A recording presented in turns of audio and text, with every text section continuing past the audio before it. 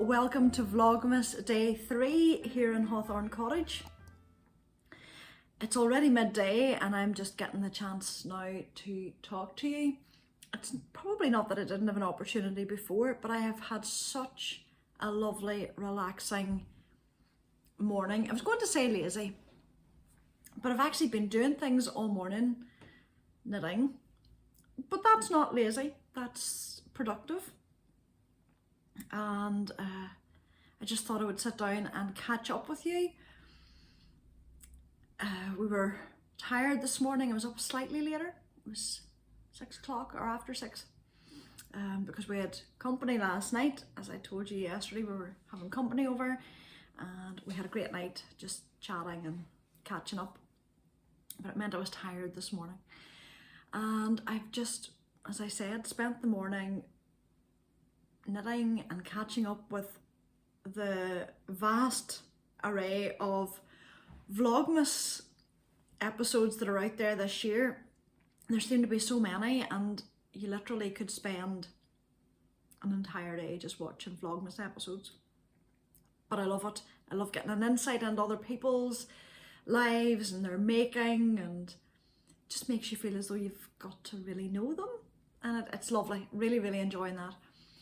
So I've already put in my stripe, as you will have seen in my advent calendar, and I'm really pleased with that. But I was also, of course, working on my socks, which I'm keeping in my basket. This just seems to be such a stock thing to have in a podcast, one of these baskets. I got mine at Edinburgh Yarn Festival a good number of years ago. I can't even remember the company. If I can find it, I'll put it in the description box. But I've been keeping my socks in there, and I've been working on my West Yorkshire Spinners yarn, Gingerbread colourway, and this is where I'm at. Not much further before I put the heel in. I'm really pleased how these are knitting up. Really, really pleased. Trying to decide whether I just keep going with this or put in, I think I'll put in the afterthought heel. So in a little bit longer, I think I'll do another repeat, and then I'll put in the waste yarn because I don't do a true afterthought heel. I'm not brave enough, but I'll put in the waste yarn and continue on with my knitting. And I will put, when I get to it, I'll not get to it today, the next time I'm talking to you, and at that stage I'll tell you where I get my tutorial from for the afterthought heel. Or maybe I'll just put it in. I'll just put it in. I'll put the link in the description for the tutorial, just in case you're doing something like this or a stripy sock and you're already at that stage. So that's where I'm at with that, working away at that. Absolutely loving the way it's knitting up. So I was working on that. Now, yesterday I had talked to you about getting the socks ready for my cozy knitter yarn when it arrives. And I had knit the toe. I'm going toe up in these, and I'm using Judy's Magic Cast On, which I have linked a tutorial to in the description box. But yesterday I was saying that I didn't like the shape. It's too triangular, and I thought I would just leave it though, because I really didn't have any interest in ripping it back. But this morning I was putting on the second one, and I thought, do you know what? I'll try it the way I think it should be to see if that looks any better. And it is the way I like it. It's not really as steep and triangular. There's a bit more roundness to it, which I'll show more as the sock goes up. So it's a slightly rounder toe than this. So I'm going to rip this one back and do it this way. So what I did differently was, I have 68 stitches on this needle, so there's 34 on each side.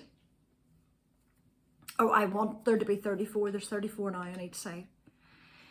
And when I look at my socks, when I knit them top down, when I get to the toe increases, I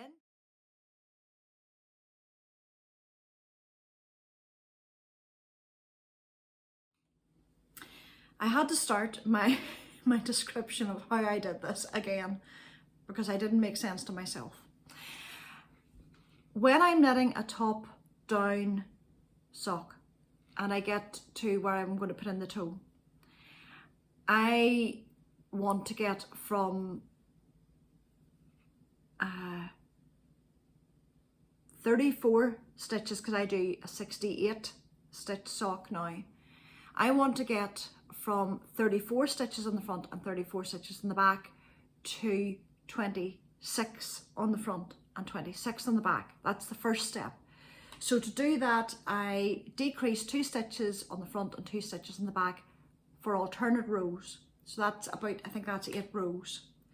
So I've decreased 8 stitches over the 8 rows. And then until I get to 8 stitches on each needle, I decrease every row. So that's how I would normally do a top down. So the first 8 stitches are decreased alternate rows. So I decrease a row, I knit a row, I decrease a row, I knit a row, and so on until I've come down by 8 stitches. And then every row after that, I decrease 2 in the front and 2 in the back for every row until I've 8 left, because it gives a more rounded feeling. This time, because I'm going toe up, I'm having to increase. So on this sock, I increased every other row and it gave me this shape, which I don't like. So I just reverse engineered my top down. So until I had 26 stitches on each side, I increased every row, 2 in the front, 2 in the back, every row until I had 26 stitches on each side. And then for 8 rows, I increased on the alternate row. So I would knit a row, do my increases in a row, knit a row until I had 34 on each side. Hopefully that's clear. And it has given me a much more rounded feel. So I'm going to take this one out and do it this way for my cozy knitter socks. That was complicated. That was complicated in my brain. I am not a great maths person, so explaining it is never easy.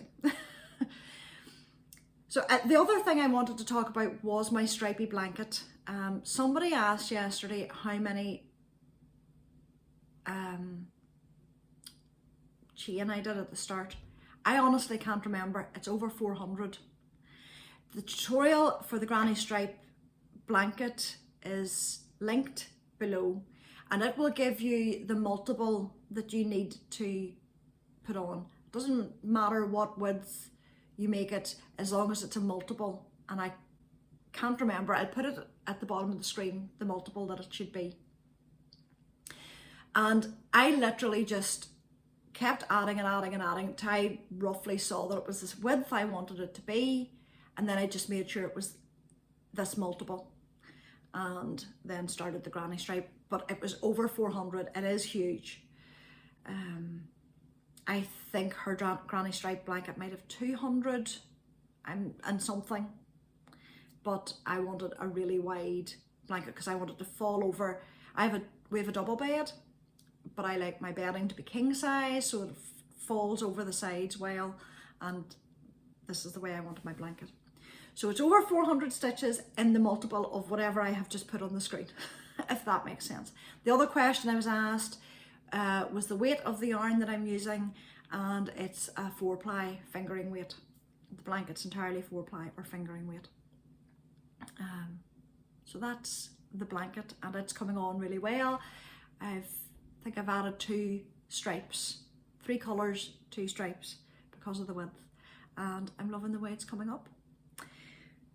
But that's about it for now. I'm going to go off and get some things sorted, get lunch made, and watch a little bit of Strictly Come Dancing because it was on last night and I didn't get to see it because of our visitors. So I'm going to watch that this afternoon and knit for a while, work on Peter's socks.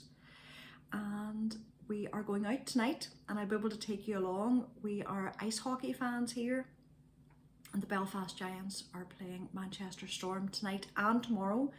And we don't go every week. We haven't been now since September. But folks that we know are season ticket holders and they're not here this weekend, so they've sold us their tickets. And we are going tonight to see the Giants play, which is very exciting. So we'll take you along for that later on. But the rest of the day, it's just going to work at this nice slow pace, I hope, and I'll check in with you later. At the dawn of time, in the land of the giants, beneath the wind and beneath the rain, one sound struck terror into the hearts of their foes. Okay, giants! Are you ready? And the rain turned to us. The giants became the snuff of legend and the call dog. Now, giants fans unite and unleash the Causeway Call!